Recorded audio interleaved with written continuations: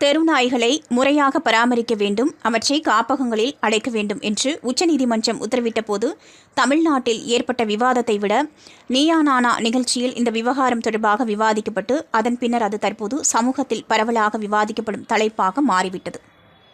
நிகழ்ச்சியில் கலந்து கொண்டு தெருநாய்களுக்கு ஆதரவாக பேசியவர்கள் பலரும் அதனால் ஏற்படும் பாதிப்புகளை சாதாரணமான ஒன்றாக பார்த்தது என்பது பலருக்கும் அதிர்ச்சிதான். இப்படி இருக்கும்போது இணையவாசிகள் பலரும் இந்த சம்பவம் தொடர்பாக தங்களது கருத்துக்களை தெரிவித்து வருகிறார்கள். அதுவும் இணையவாசிகள் பலரும் தெருநாய்களுக்கு ஆதரவாக பேசிய கருத்துக்களையும் அவ்வாறு பேசியவர்களையும் போட்டு தாளித்து வருகிறார்கள்.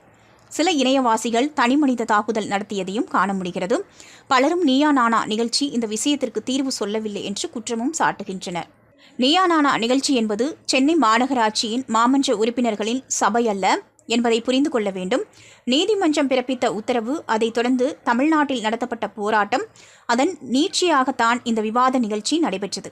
நீயா நானா சமூகத்தில் மிக முக்கியமான பிரச்சனையாக உள்ள தெருநாய் பிரச்சனைகள் குறித்து விவாதித்துள்ளது.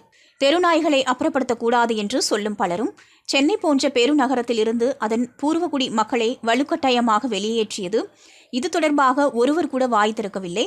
சக மனிதர்கள் மீது அக்கறை காட்டாத இவர்கள் தெருநாய்கள் மீது இறக்கப்படுவதை பார்க்கும்போது வேடிக்கையாக உள்ளது என்று தெரிவித்து வருகிறார்கள்.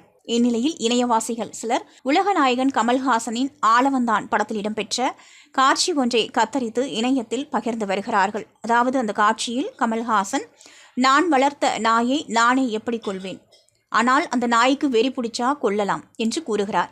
இந்த காட்சியை இணையத்தில் பகிர்ந்து அன்றே கணித்தார் ஆண்டவர் என்று இணையவாசிகள் ஃபயர் விட்டு வருகிறார்கள்.